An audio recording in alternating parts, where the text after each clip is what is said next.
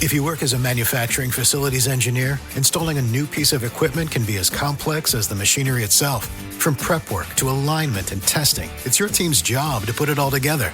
That's why it's good to have Grainger on your side. With industrial-grade products and next-day delivery, Grainger helps ensure you have everything you need close at hand through every step of the installation. Call 1-800-GRAINGER, click Grainger.com, or just stop by. Grainger, for the ones who get it done.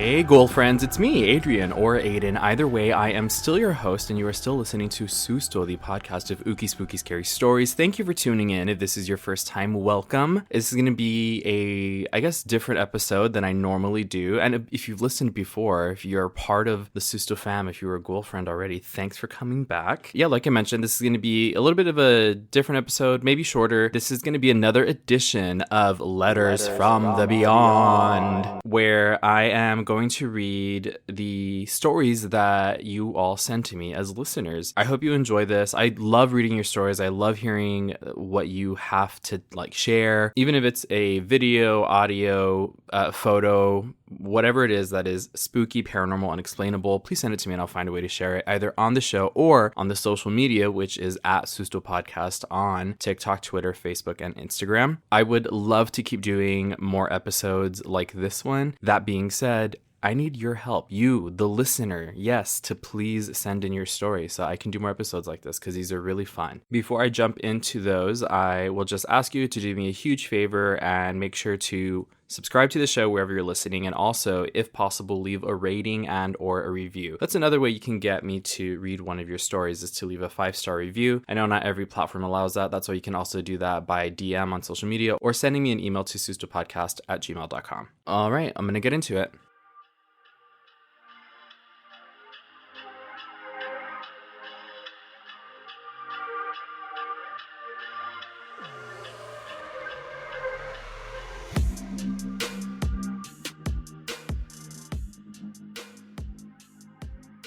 Okay, so before I actually do start reading the stories, I have kind of like an update. So in the last episode, which was the story of, God, such a good story, it freaked me out, Juan Ramon Sáenz and Josué Velázquez on La Mano Peluda. Honestly, I keep talking about it with friends. That is, I want to say to date, has been the scariest episode that I've done. I recorded that episode during the day, but then I looked outside and I saw that the sun was setting. And I said, no, absolutely not. I refuse to edit this at night. I love the response that I've been getting from it. It's been so fun to see you all's response to that episode. So if you haven't listened to it, please make sure and go listen to it. It's the last episode, number 47, I think. But again, it's titled Josué Velázquez and La Mano Peluda. Such a good story. The update, though, that I got from it was I had the folks over from Spooky Tales reach out to me, and they let me know that apparently one of Josué's cousins has, since that happened, come out to expose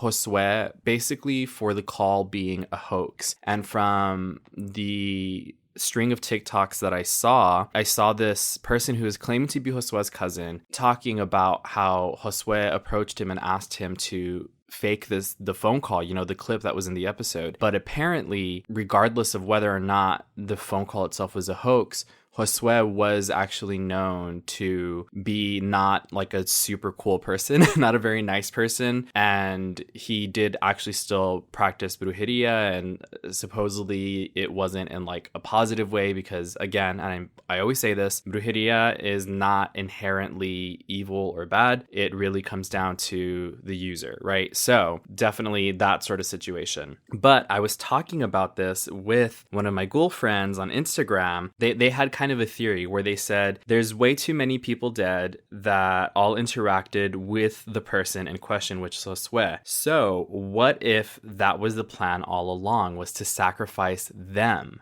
right? So in order to get to them and sacrifice them, he faked this phone call to lure them in, and then he got them where he wanted them. And then a week after that TV interview, after he met them in person for the very first time, sorry, spoilers if you haven't heard this story, Juan Ramon Sáenz passed away. The pastor a week after that. And then the night of the interview, that other reporter was in a car crash on his way home. So that blew my mind. And I said, I have to bring this up on the episode because that was a very interesting theory. And that's generally the response that I've gotten from other people too. Once we've been talking about how the phone call was a hoax, people were like, yeah, the phone call was a hoax, but what if that was part of it? You know, like there's a bigger plan at hand. So I thought that was a really good theory, and as soon as I saw it, it sent chills down my spine. And that message was from Aaron on Instagram. So thank you for talking to me about that. That was really fun to discuss with someone. I also have a string of stories from one person. They said that I could just call them Ashley. So Ashley, thank you so much for sending these in. These were really exciting when I read through them. So Ashley says,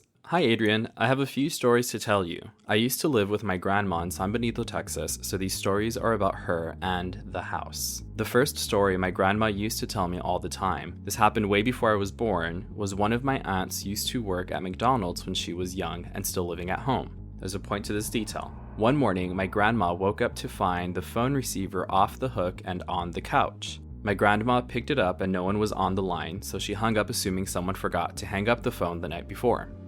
My aunt, who worked at McDonald's, went to work and the day went on as normal. When my aunt got back home, she was upset and complaining to my grandma that her brother cost her an extra shift at work. My grandma asked why, and she said her boss told her he called really early that morning asking if she could fill in for someone. He told her a man answered the phone with, "Hello," and that her boss asked for her. Then there was silence. So her boss thought this person was going to get her, but no one ever came to the phone. My grandma mentioned to her that she saw the phone on the hook this morning and that maybe her brother forgot to tell her. So when he got home that day, they asked him. He said he didn't spend the night at home, so it wasn't him. He was the only male living in the house. My grandma swore it was the devil who answered.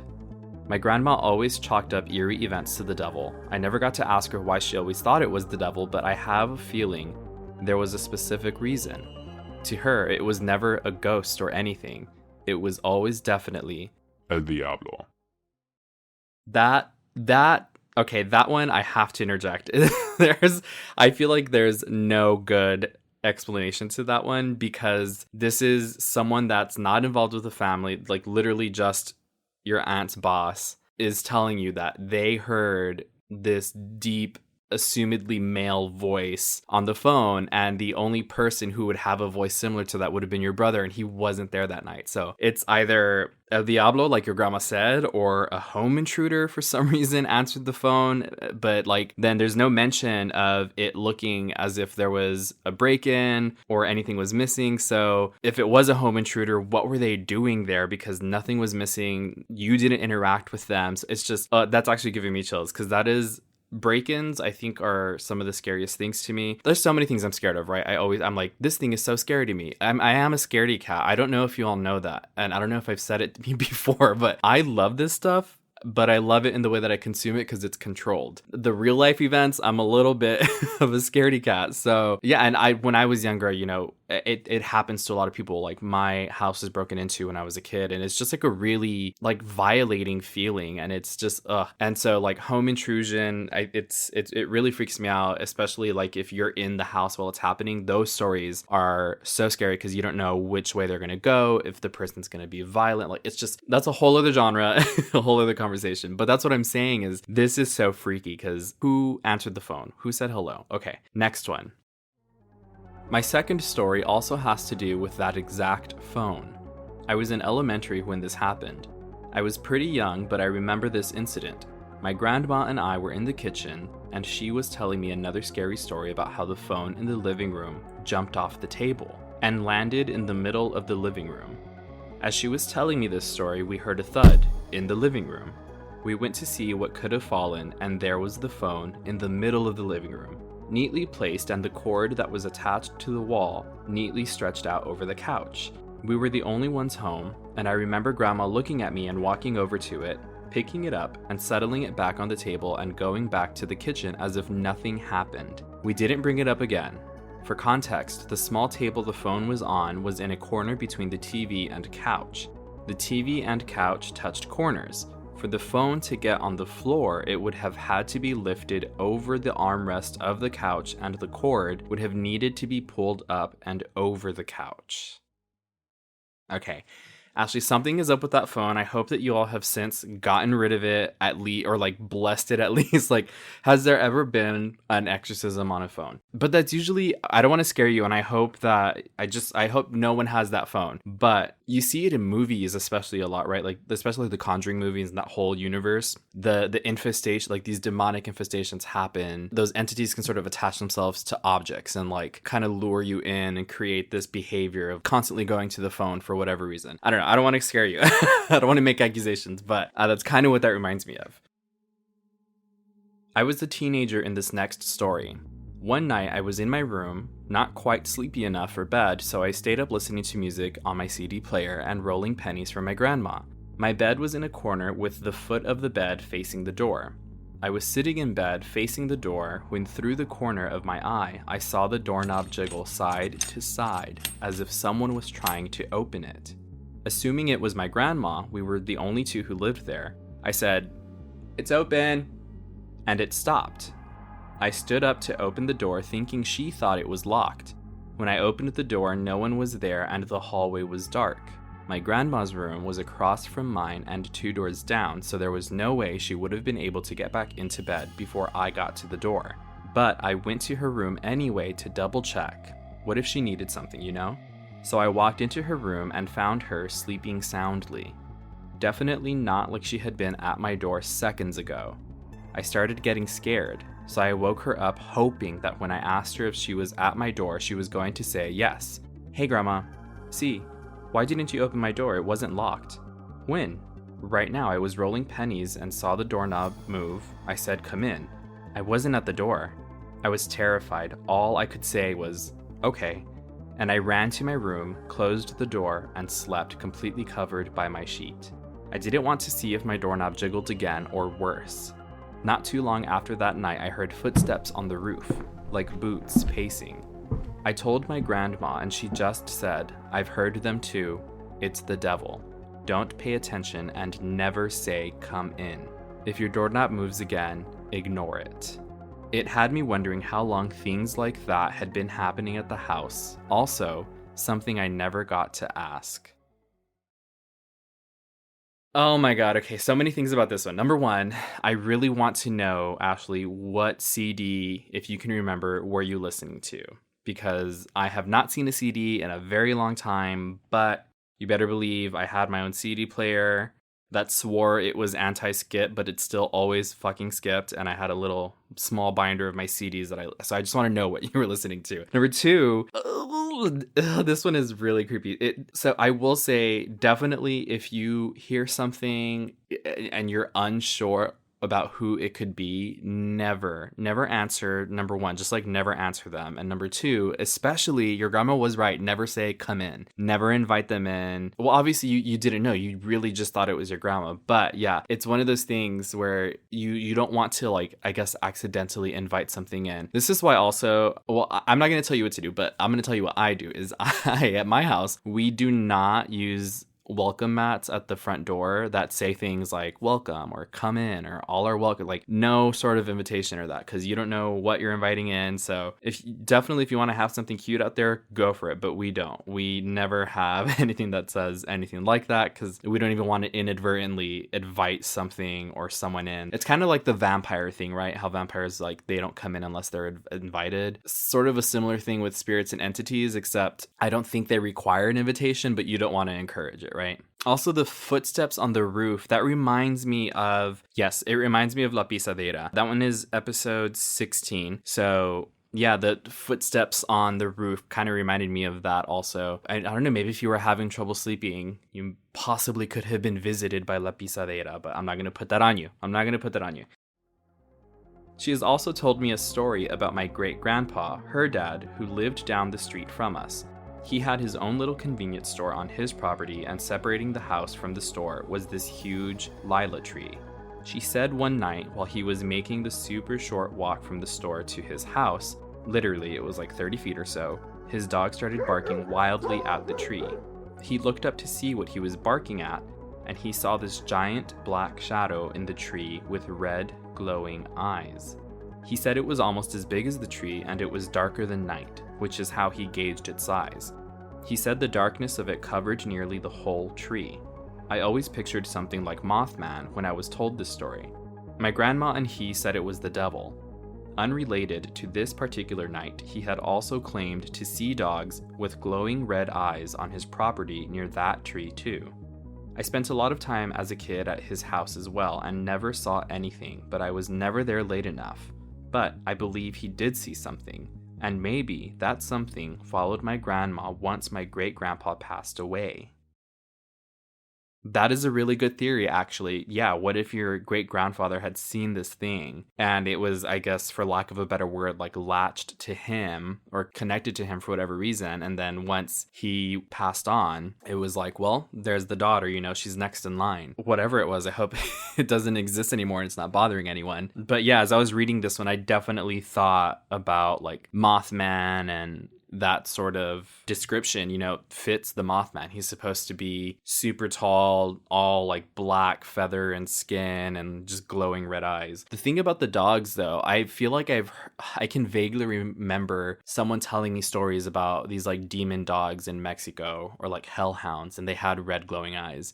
I don't know, I could be conflating that with one of the many chupacabra stories that I've heard. Yeah, that is wild. Thank you so much for sending all of those in, Ashley. I'm going to read this last part of your message. You said, I hope you enjoyed reading these experiences. I did. My grandma and I bonded by her telling me about scary experiences, and now I enjoy passing these stories down to anyone who is willing to listen and hopefully willing to share their own stories. Ashley, you came to the right place. Girlfriend, this is definitely the place where we do that. These were all great.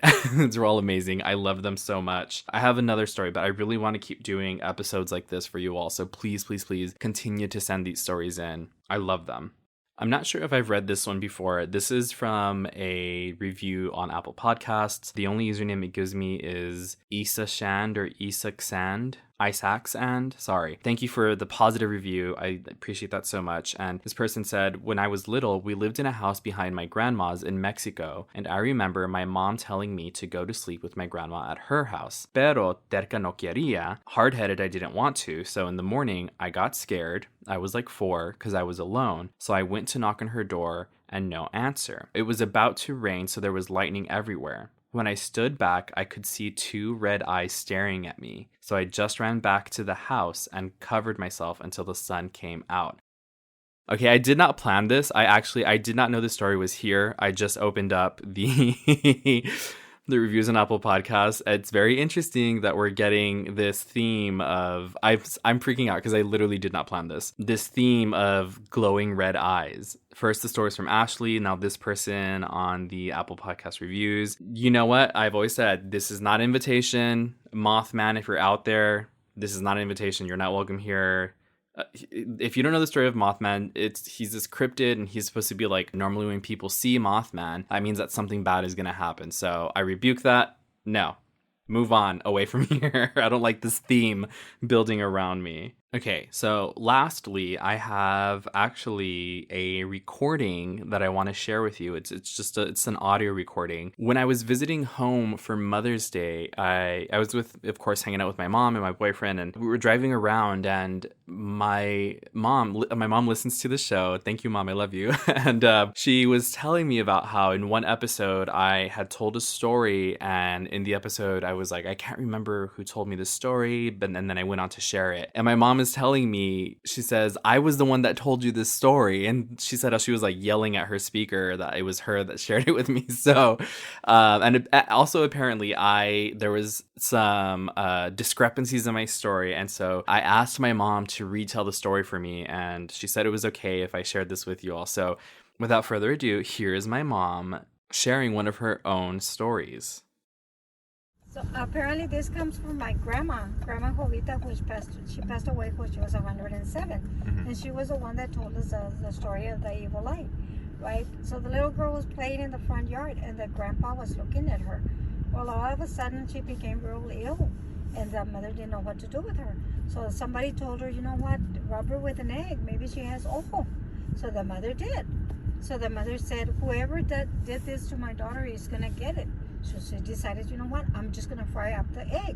So she fried up the egg, and then all of a sudden they went, and then the grandfather had gone blind. Well, it turned out that it was a grandfather that had given her the evil eye. So the grandfather went blind because of the mother frying the egg. So there you have it, folks. The story in its correct form. Thank you, Mom, for bringing that up to me and letting me record you to put you on the show. I'm going to keep asking you to send your own stories in. It doesn't have to be written. You can also send in video, audio, or a photo. Whatever it is, like I said before, send that in to me. I'll share it on the show or on the socials.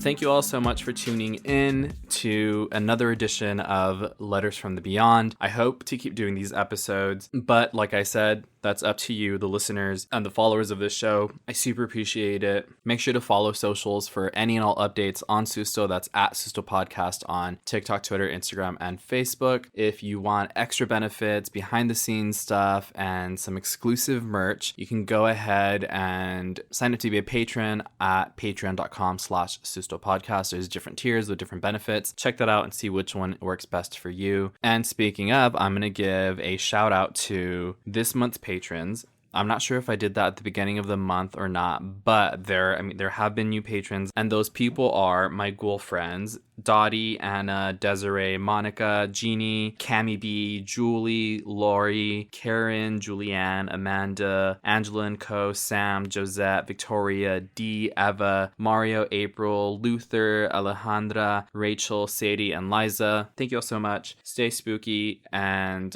call me on the Ouija board. Bye.